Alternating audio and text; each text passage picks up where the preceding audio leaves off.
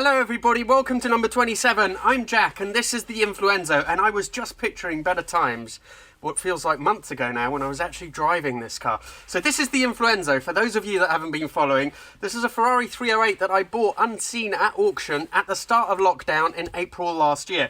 It's had a lot of problems. It wasn't even running initially. I have waded through a lot of those issues, but one of the things that remained is that the engine wasn't pulling quite as well as it should have at the top end. Now, I spent a lot of time looking into it, couldn't find an issue, so I started digging into the engine. While doing that, I found something which was completely unrelated, and that is that the front cylinder head is actually cracked and was letting coolant in. Now, that won't affect performance, but it is something that had to be fixed.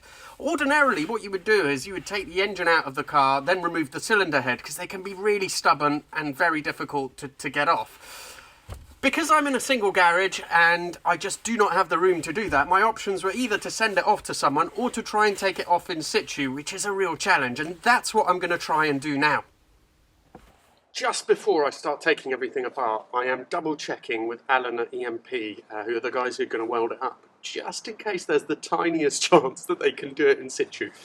Mainly because a head gasket is, well, I have to buy two, and the cheapest pattern ones you can get are about £700, so I'm really keen to avoid that if there's any way possible. So he's just going to go on a call with me. So essentially, I'll show you where the leak is though, and it's not a great place, to be honest. You have to come in here, yeah, and then it's right here, and I'll use, yeah, it's right down in here. You're not going to get in there. Alright, no worries. Really appreciate it, Alan. Well, I'll let you know how I get on with removing it from the car. I've raised the car really carefully. You know my history with these. And it's now on 4 jacks. I'm going to go underneath, start doing some work on it, and just fingers crossed that we can get there. Okay, so the hard bit is done. I've got the exhaust manifold off, and I can tell you that was not fun to do.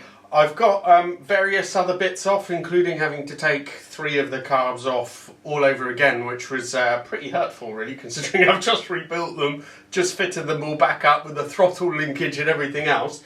But literally, I am now ready, armed with some sort of wooden wedges of various types and sizes, tiny little hammer, bigger hammer, down here, pry bars, and I'm going to have a go and see if I can get this head to move. I've been soaking the head bolts with some of this stuff as well, so fingers crossed.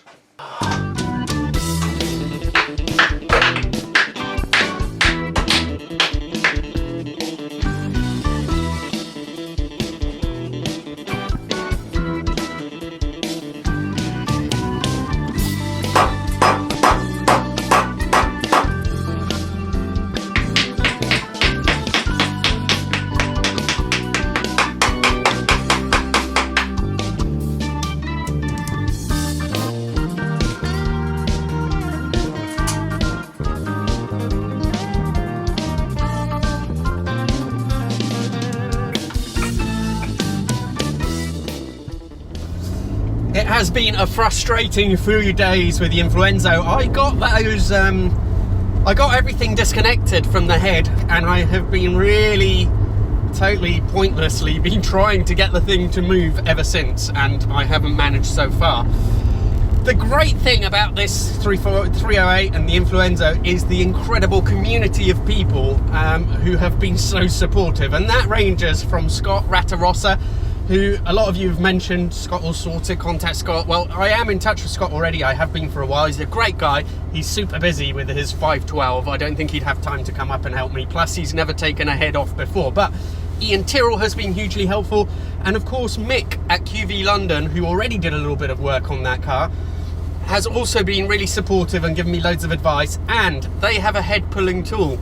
I don't think it's going to fit in my car where it is in situ, but I think it's only the bolts that they use to press down on the studs which are going to be an issue, so I can order some separate bolts, I think. But anyway, he's really kindly offered to lend me said tool, so I'm on a bit of a high again because I'm seeing a ray of hope, a chink of hope in the armour of that head to getting it removed. And I won't have this car for a couple of days because going in for some work, so I'm literally just shooting up today to go and pick up their tool, see what I need to order to modify the bolts or to get some different shorter bolts to make it work where it is in the InfluEnzo itself. So fingers crossed, everybody, fingers crossed. Brilliant. So I'm gonna have to get some bolts myself, I think, and change them. These are going to be too long for where it is right now, but it's a start. I got the new bolts through, which were short enough, because basically this has to be put in place, this puller, the base plate. That has to be put in place, and then these little screws, these little bolts have to be put on, which go onto the carriers for the camshaft. Then afterwards you get these longer bolts and put them in separately. So it takes quite a while to set up the puller because it's in situ, otherwise you'd just be able to lift it straight on. Anyway, they're all sort of tightened up and they're all just touching the bolts. Apart from this one, which is still turning.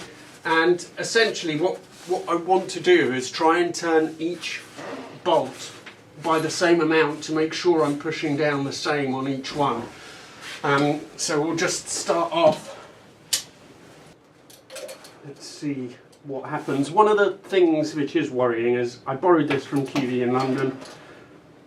They said that last time they had to do a head, it took them 3 weeks, and that's with the engine out, and they ended up having to damage the head to get it off. So I really hope that's not the case. Something pretty amazing is happening. I heard a little bit of noise as I was tightening up this nut, like water. And someone had said loads of water will come out of the head. So, I mean, I don't know, but it looks like maybe it started getting it moving. A bit of coolant all over my garage floor. It's sort of going a bit everywhere. Anyway, great news! Well, it's really started moving well now, and I can't tell you how pleased I am. And I'm going to try and show you with my phone there. Can you see it? There's an actual gap. Wow! So pleased, and it is just moving well now, literally just moving all the screws together to try and move it up in, on one plane and not get it stuck.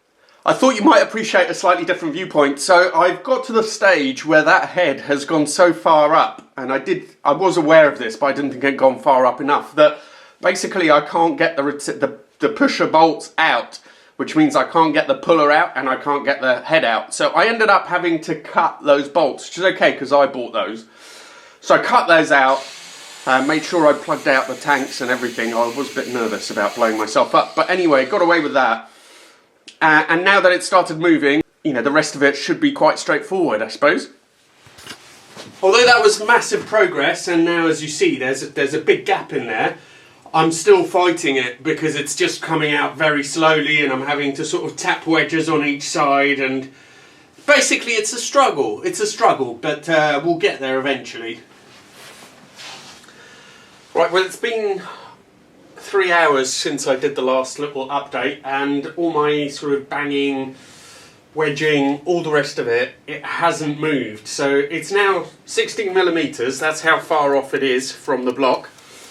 And it literally, I've been measuring it, it has not moved 1 millimeter. I don't know if it was a mistake yesterday to let it settle overnight without keeping any pressure on it. I don't know, but it is not moving, and I don't know how I'm going to get it to move.